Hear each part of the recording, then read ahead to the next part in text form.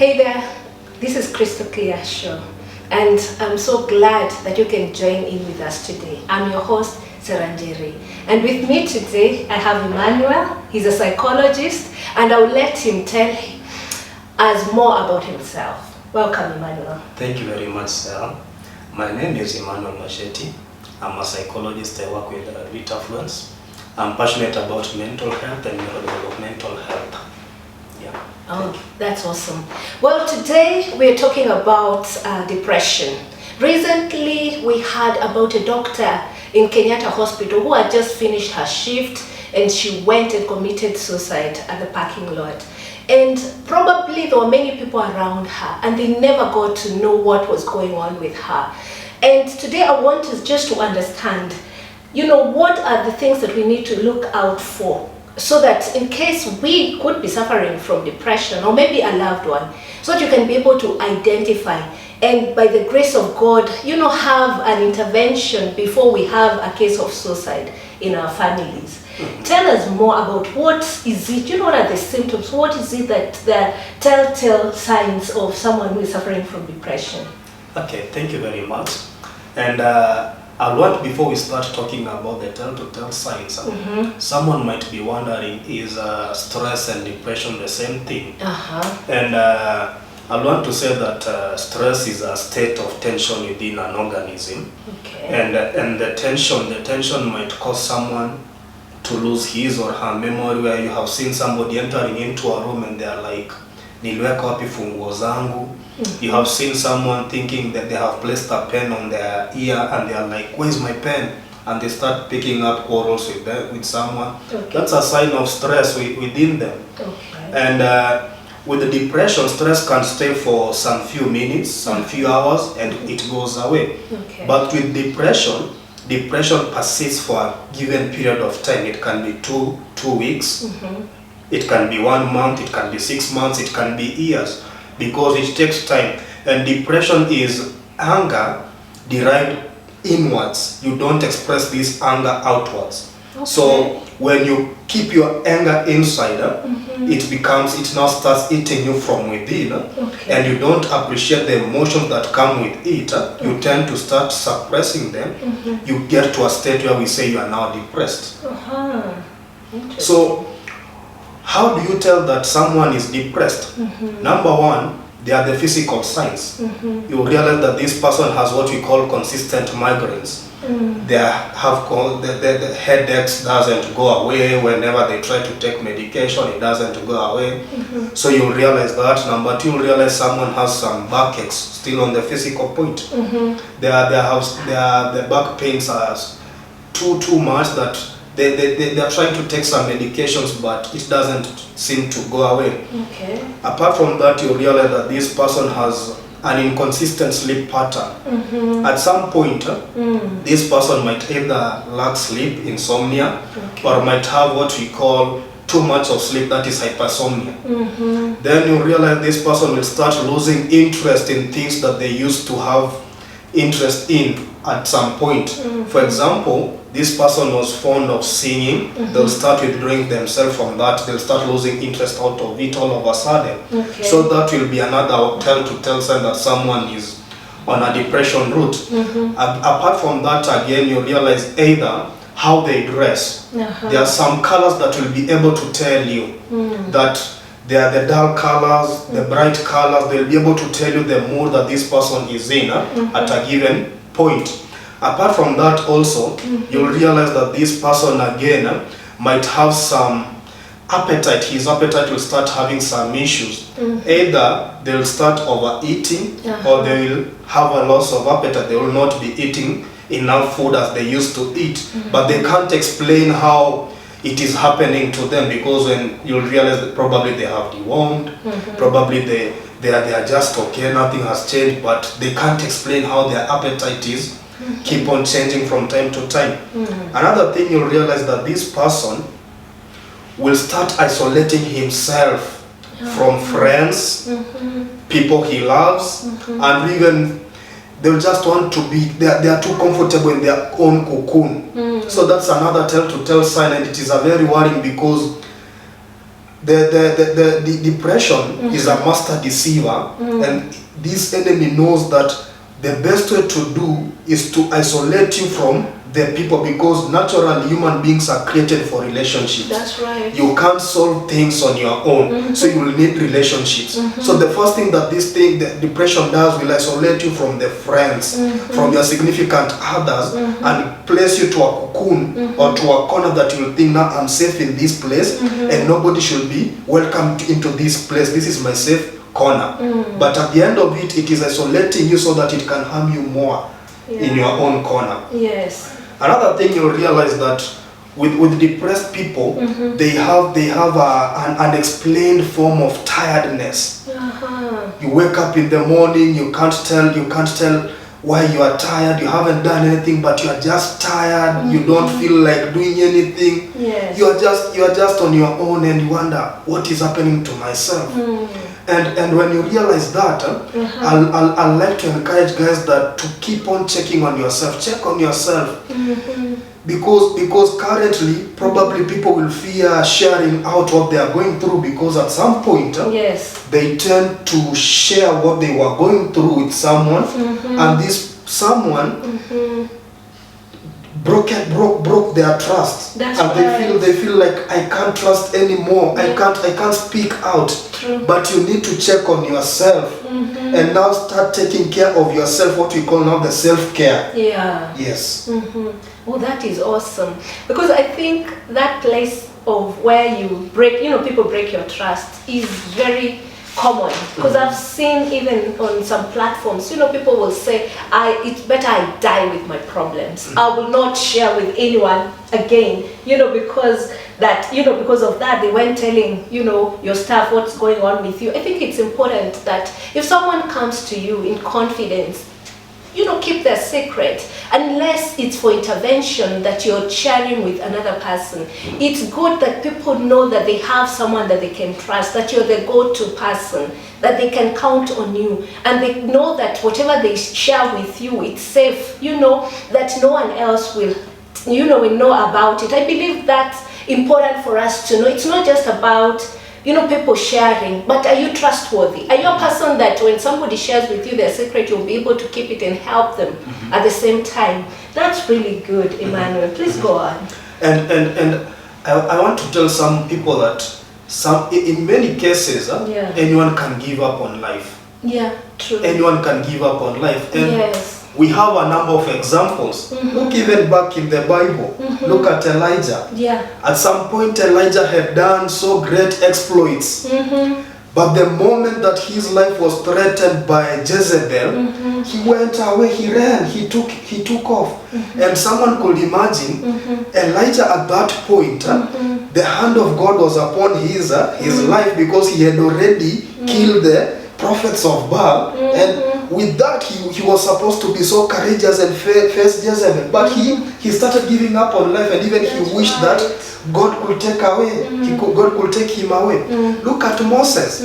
Moses got to a point and he had to say that it is enough. It is enough. Take away my life, because he thought that the Israelites were now on his neck. That's right. Look at Job. Job, a righteous man, a rich guy. Probably we can compare him to the Jeff Bezos of our times today. That's right. This guy gets to a point and now says that, you know what, I wish I was a stillbirth. And it tells me one thing, that anybody, regardless of even the status that you are having in life, the wealth that you have, you can get to a point and give up on life, because you know what we are going through is so much, it doesn't, we don't have labels on our heads that says that, you know what, I'm going through A, I'm going through B. We don't have those labels. But on our hands, we have a lot that we are going through. That's right. So what we need to do as a people, we need to keep on checking on our friends. How often do you check on your friend? Have you tried to go through your contact on your phone book and just call someone and ask them, how are you doing? I just wanted to check on you. But we are so fast to condemn them when they take away their lives. When they commit suicide, we are there to say, why did this person come to ask for help? But we didn't have that time to come and check on them, just even to give them a call and ask them, how are you going? That's right. You know? And look at, for example, in Kenya, it is claimed that 66% of the deaths that we are having is as a result of suicide. Right now? Yeah. Oh my goodness, I've not heard that. Then, yeah. After every 4 seconds, someone is committing suicide. After every 4 seconds? Someone is committing suicide. This is serious. Oh my God. So at the end of the day, how many people are committing suicide? Those are very many. Those are very, very many. For example, look at, today in the morning, there's this cop who has been on the run, Caroline Kagongo. And reports in the media are indicating that she has just committed suicide. Oh dear. Yeah. So the statistics are keeping on increasing, but we are not taking that foot ahead to try and get to find out how are our friends doing. That's right. That's right. And someone will keep on wondering what causes depression. That's right. Actually, that's where I wanted us to go to. Yes. You know, what causes depression? Yeah. Why could a retired know that this person was depressed? How? You know? And I want us to invite ourselves to what causes depression. And we try and figure out and try to look at it. What are these root causes of depression? Yes. Number one, there's what we call trauma. You know, past disturbing happenings. Probably it might be when you are a child, your experiences as a person. And let me talk about parents. When parenting our kids back at home, and there's this special group that I'm passionate about, the kids with autism. Parents with kids with autism are going through a lot. Yes. Just parenting this kid, it causes a lot of trauma to them. That some of them have found themselves in a pit called depression, and they are wondering how can they come out of it. That's because when you come to parenting such a kid, they are the cost of their meals. Just a minute. When you talk of autism, maybe there are people who don't know what is autism. Maybe then you can start from there. What is autism? What is that condition? Yeah. Autism is a neurodevelopmental disorder that is characterized with lack of social skills, lack of awareness of danger, lack of communication skills, you know, lack of attention, and it goes on. It's a spectrum of disorders that these kids find themselves in. They don't choose to be in. And at this point, we can't pinpoint and say that autism is caused by, let's say, A, because there is no research that points towards a given direction of what causes autism at this given point. So most parents who are parenting these kids, they tend to wonder, what is this type of condition? Because their kids come packaged with different abilities. That's right. You know, as a parent, you'll expect your kid to develop, to have normal developmental milestones as they grow up. Yes. But unfortunately, as they start growing up, you realize at age 3, there's no speech. At age 3, this kid is not able to do some normal things that a normal kid can do. Probably at age 6, there's no toilet training. He's not able to use the toilet nicely. You know, at age 10, no speech, and they are still non-verbal, and you wonder, this kid is they are taking sugar, they are reacting with some meals, and you wonder what is happening to my kid. Yes. So you end up being traumatized with the condition of your kid, and you find yourself in a pit called depression. That's right. Another cause of depression is what we call rejection. And you realize that people are being condemned, people are being rejected left, right, and someone will think that, hey, this was an illegitimate birth. And I want to subject to us that today, that there is no illegitimate birth. All births are ordained by God. Because the Bible tells us that He knew you before He formed you in your mother's womb. So He knows the process by which you are going to come on earth through. That's right. So there is no illegitimate birth. So don't reject a child saying that this was an illegitimate birth. No. God knows. Even He knew this child even before He formed them in your own womb. That's right. And the psalmist says, you know my innermost being while I was still in my mother's womb. So the Bible is very clear that God knew you even before you were formed. Yes. your innermost being. He knew it when you're still in your mother's womb. That's right. So we can't say that we can't start rejecting our own kids by virtue that you did not plan for that birth. No. Rejection again comes in another form. You'll find that family will reject a given sibling, thinking that this sibling is a bad omen to the family. And still to the first example that I had introduced about autism. Yes. You'll find many parents they tend to reject these kids. Many marriages have been broken because the parents thought, one of the parents thought that no, this was a curse. This is a spiritual issue. That this probably is something to do with family A, something to do with the wife's side, something to do with the husband's side. This is not within our lineage. So the child is either rejected and abandoned, and it causes some trauma in this kid. As they grow up, they end up being depressed because they were rejected by the people they thought that they loved them most. That's right. Because there's one thing that I normally say, you can't run away from your own family. So it will be like you're running away from your own shadow. Yes. So it is family that is the first point where you get that love, that cover that you need. But when that cover is not there, you are condemned to depression. Another thing that causes depression is failure.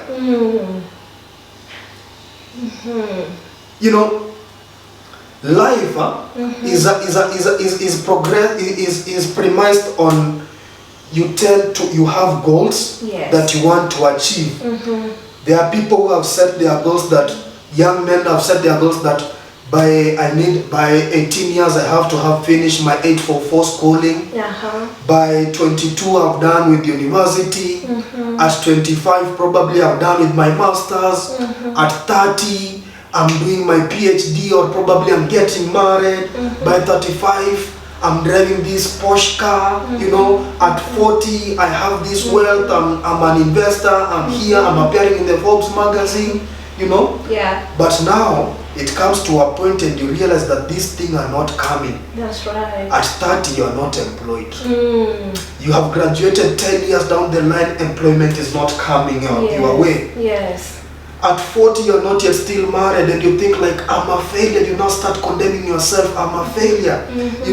It gets to a point, kids are not coming. Yes, you're married, but kids are not coming your way, and you think like, I'm condemned, I'm failing, my marriage is failing because kids are not coming. That's right.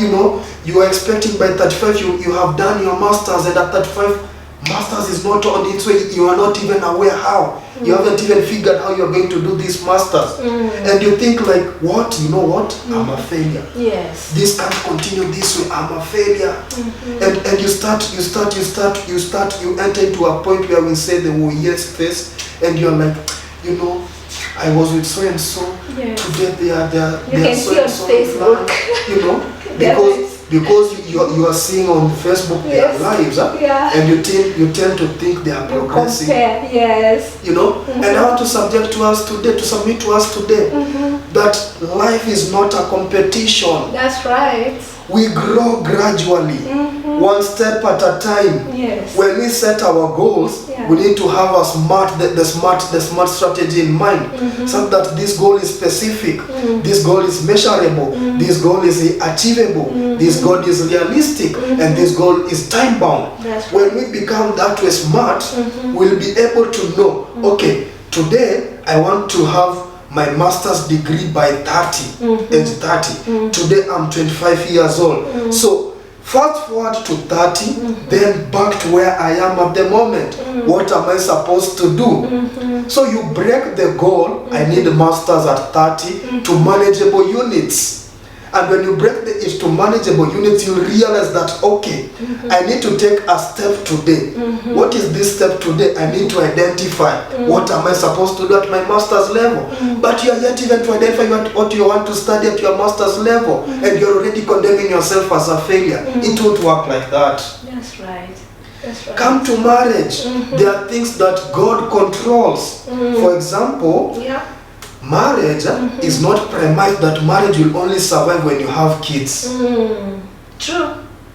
So are you prepared to live without kids in your marriage? Are you prepared to grow? Because there are things that will cause you, there are things that we are bound not to control. Yes. They are controlled by nature. That's right. You know, for example, being barren is not your fault. True. Maybe your goal was to have a kid, but being barren is not your fault. But there's another way that you can have kids. You can adopt a kid. That's and you'll be called a mommy or a daddy. True. So it's a goal that you have achieved, but not through the natural way, you know. Because there are other natural inhibitors that are causing us not to achieve the same goal. That's right. Another issue that drives us into depression is fear. And fear has 3 dimensions. There is fear of the past, fear of the current, the present, and fear of the future. Fear of the past. What happened yesterday can recur today. True. Because yesterday I failed my exam, last year I failed my exams, you fear that when I take another stab at this exam, I'm bound to fail. So you tend to be comfortable in that cocoon. Yes. Sit and try this new thing and you feel you get more depressed. Yes. Because you're not progressing. Yeah. Now you become paralyzed. And fear of the present. Going through the current situation that you are going through. Yes. For example, I'm jobless at the moment. And you're like, hey, this situation is not good for me. So it makes you get that fear that, hey, manzi hata mimi niki-apply job, hakuna kitu ina come through, you know, and you're like, there's nothing that I can do about my situation because the unemployment situation has now become part and parcel of you. Fear of the future. Yes. I'm going to retire in 10 years to come. Yes. Sioni nikimake. I can't make it. Can't make it. Retirement inakuja. In the next 10 years, my kids will have grown up and they'll be moving out. Yes. Stay. How am I going to stay? So you now start wondering, what does the future hold for you? You know, and you fear even taking another step because now you fear, if I take this step, my kids will be empowered and they will be living very soon. Yes. So let me not educate them. Wakai hapa, they depend on me. So I'll be having them around me. Oh dear. But at the end of it, you'll be sinking into depression slowly slowly. Yes. Yeah. That's right. So, but moving forward, how can we overcome all this? How can we deal with depression as it comes through? There are those that are, the depression is at 3 levels. There is the mild depression, there is the acute depression, and there is the acute depression. You'll tend to be on medication, antidepressants, you know. And for those who are taking medication, continue taking your own medication. Don't stop taking medication. Yes. Because depression is not a one-day journey. It's a continuous journey that won't take 1 day, it won't take 2 days. Continue pressing on this journey. Continue taking on your medication. Psychotherapy. That is the second how you deal with depression. Psychotherapy, you seek services of a professional, for example, a psychologist or a counseling psychologist. Yes. And they'll treat you using what we call the cognitive behavior therapy. Well, they'll now start interrogating your behavior. And are you aware of your behavior? Are you aware of what is happening to you? You know, so you now become cognitive of everything that is happening within your surrounding. Yes. There is the hormonal. Now, there are 3 hormones that we are going to talk, what we call the feel-good hormones. We have the endorphins. Yes. You know, the endorphins is activated when you exercise, you stretch, and you just laugh, you have some good music, you know, you dance, and it has something that it does to your soul. So it releases this hormone called endorphin and you start feeling good.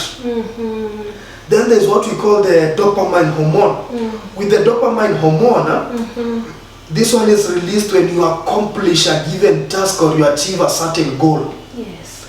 So you start feeling appreciated, you feel good, you know, and you're like, you pat your back and say, This is so good because you know we are living in a world that is selfish. Yes. People feel so jealous even just to tell you congratulations. And someone will try to think like, hey, yani mbona sijaambiwa congratulations, nimeachieve all this na sijaambiwa congratulations, you know. And when the society is so selfish, you need to give yourself a pat on the back and tell yourself congratulations. Another thing is what we call serotonin. Serotonin is released when you do something back to the society without expecting a reward back. What we call the CSR. So when you do such, you tend to release the hormone we call serotonin, and you start feeling good. Nimesaidia fulani. Kumbe hii kitu ilikuwa inasaidia. Hii kitu ilikuwa ya maana. And probably you didn't know that it was of so much importance to them. There's another hormone called oxytocin. Yes. When you get an intimately hug, or for those who are married, when they get that intimate love from a loved one, you know, it releases what we call oxytocin, and you start feeling good, you know, and that is what you'll hear someone tell you, what we call the touch therapy. You know, someone will just want you to hold their hand and even just give them that tender kiss on their hand, and they feel good of it. Yeah. Then another way, you associate with positive people, because you become what you associate with. If you associate with too much negative energy, you'll start emitting negative energy. So associate with positive people and avoid toxic people, because toxic is what we call inambukizana. It's contingent. So you'll get a lot of toxic, and you start speaking to yourself toxic, and you become toxic, and you start spreading toxic to other people. Then start thinking positively about yourself. If today you haven't make it, pat your back and tell yourself tomorrow is another day. The Bible tells us His mercies are new every morning. That's right. And God gives us a new opportunity every day. If His mercies are new every morning, why should you wake up without hope, with the negative energy, thinking that the world is against you? Wake up with hope and face that day with hope, knowing that I have new mercies today, and God's hand and favor is upon me. So I need to face today with optimism that everything is going to come as what God has in store for you. That's right. Another thing, so good, speak positively even to people that you meet. Embrace quiet times. Try to journal your feelings. And when you do this, remember another thing, to connect with the higher being. That's right. Connect with the higher being. Connect with God and live responsibly. Take care of yourself, and you won't see depression on your way. Wow. Yeah. That is so good. That is so good. You brought it out really, really well. You know, from the courses to the treatment, you know how you can get better. And it's like also, you know, it's not like a death sentence. It's not a death sentence. Yeah. What happens is that the people that we trust and speak out to them, share with them what we are going through, they tend to do some things that we find they are not realistic. And you have reminded me, there are some things that I say you need to do and do not do. Yes, please share. If someone comes to you, do not judge them or do not criticize them. Don't listen to them with the speed of answering. Listen with them to get to understand. Listen to them with that emphatic spirit that you want to help them. But if you listen to them with the speed that you want to answer them, you'll start criticizing them. Yes. Avoid the tough mentality approach. Do not give them warnings. Usipomaliza history ya depression by kesho nitamalizana na wewe. Don't do that. Yes. So let us avoid that tough mentality approach. And even when you want to check on them, try just call them and tell them, hey, I've seen of late you have been behaving not in such a good manner. Could there something you are going through that you'd like us to share? And that will be bringing this person closer for them. You'll be making them very comfortable so that they can share out with you. Yeah. So good. I think we'll just take a break here, and then we'll be back so that you can tell us more on what one needs not to do to the people that come to them.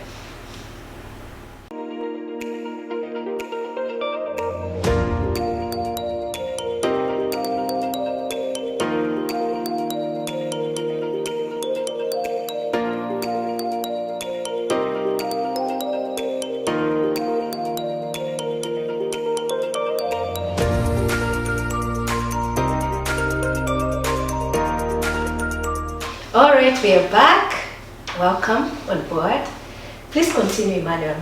Another thing that you are not supposed to do not belittle the pain that they are going through. Yes. You know, if you have been heartbroken, heartbreaks are different. Yes. The magnitude of their investment was not the same as your magnitude of investment in that relationship. Yes. So do not belittle the pain. Ati unajua hii pain yako hiki ni kitu kidogo sana. Mimi nilichukua tu siku mbili nilikuwa heal nika move on.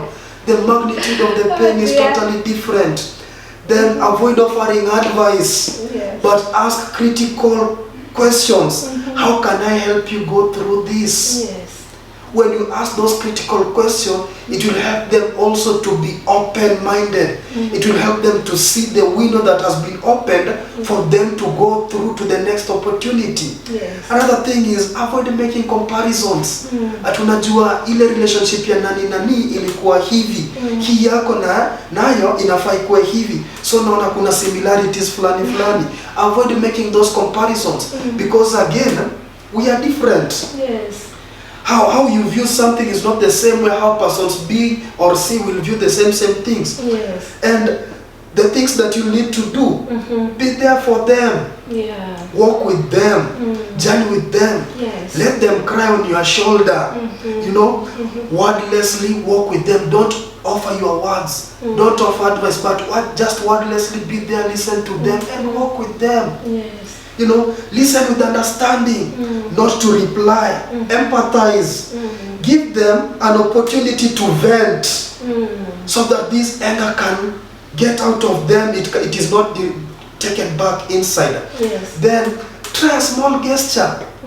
You know, it can be you write a card with some nice words. Yes. It can be you send a flower. And I want even to talk to the sisters and the ladies outside there. Yes. Even men, they are human beings and they also need that gesture. Yes. You can do a card, send them a tie, send them a watch or even a belt. It's just a gesture of love to them.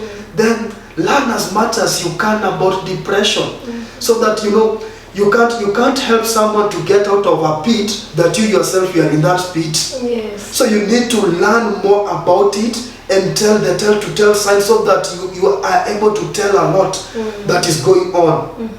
Then what to use and not to use while dealing with people who are going through depression. Do not say, what's wrong with you? You know, you'll die alone.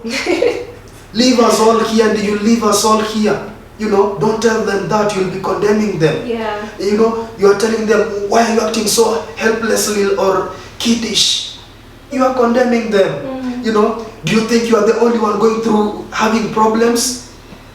You know, it's all in your heart, it's all in your head. If you want to die, it's all upon you. No, as you walk away. You will be condemning them to death. You know, but what do you need to say? Say them, when did you begin feeling like this? You know, it brings that tender love, that understanding that you are now beginning to understand what they are going through. Then you'll be like, what happened that made you to start feeling like this? Did something happen to you? They'll be able now to relate with the happenings in their lives. And they'll now start telling you the experiences that you know, I went to visit Uncle so-and-so, and they did this and this to me, and that is when my trust was broken and I never trusted men again. And you realize that is now when kids will start speaking out that there's this person, you have been trusting them with them, but they have not been treating them nicely. So they'll now start relating with the experiences in their daily life. Then ask them, how best can I support you right now? You know, they'll be able to tell, you can best support me by just being there for me. You know, I'll be coming here, you listen to me, give me that space, that safe space that I can cry. that safe space that I can just let my tears flow freely, you know. Then another thing is, you are important to me. Your life is important to me. You mean so much to me. And this person will feel they are valued, you know. And the moment they feel valued, they'll see, okay, so however much the people are rejecting me, but to Jerry, I'm very much valued. And as much as she values me, then I can't disappoint her. So I'll have to pick up myself and start walking again. That's right. There are also suggestions on how I can suggest some few ways on how to initiate such a conversations. Yes. That is, I have been feeling concerned about you lately. Could there be something that we can share together? And you'll realize this person will feel they are being concerned. You're concerned about their life. And also they'll feel that they are loved. Also, there is another way you can start that conversation. Like recently, I have noticed that some differences in you, and wondered if you are doing something about it, or you are going through something that you don't mind sharing with me. And you realize that this person will start sharing, you know, I lost my job, you know, my wife has been on my neck, you know. Also, you could also start that conversation with, I wanted to check on you. And because you seem so pretty down lately, is there something happening to you? And you realize these people will start opening up and talking to you because they'll feel that you are concerned about their lives. Yes. Oh, that is so good. I think, Emmanuel, you've given us quite a lot to chew on. And I believe if we can implement these things, we'll make our world better. And people will feel appreciated. People will be able to get better, overcome, because we know there are many challenges in our world right now. People are going through stuff. There are many people, probably even around you, that could be depressed or going through issues that are causing them to see just darkness. Be that person that will show them there is light at the end of the tunnel. With this knowledge that you have received today, do something about it. Reach out, and even to yourself, check yourself and see if you're really good. And if you find that some of the symptoms or things that Emmanuel has talked about, that you could also be suffering from depression, seek counsel, seek help, even from religious leaders, from psychologists, from a person that you know will listen to you and will help guide you, because you can overcome. That's what I'm here to tell you, and that's what this show is out to share with you. I personally went through a phase where I suffered from depression. And actually at that time I could not understand what was going on in my life. But all these things that we have talked about, I went through all that. You know, where you just want to stay on your own, you know where you don't want any communication, you just feel those feelings where you just want to die. But thank God today I'm here, because and that is just to show you that you can actually get better, that there are better days coming. You will be stronger, you will overcome the darkness at the moment, but desire to get out of it. Don't just decide just to sit there, decide you're not going to do anything about it.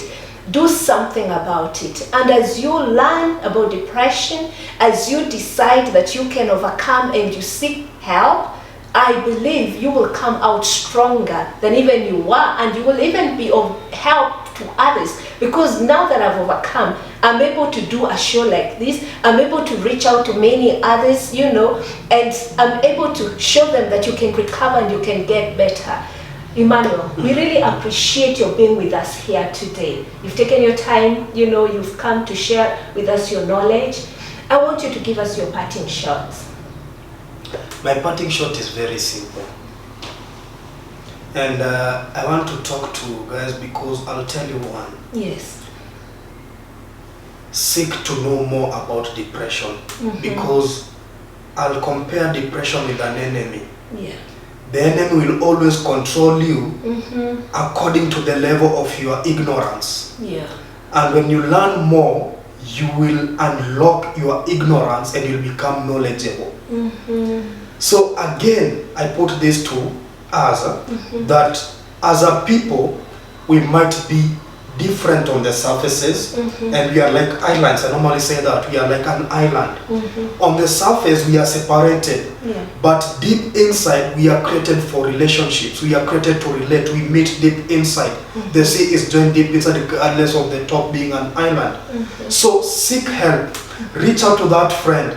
Reach out to anyone. It doesn't cost you just to send a text and just calling someone and asking them, how are you doing?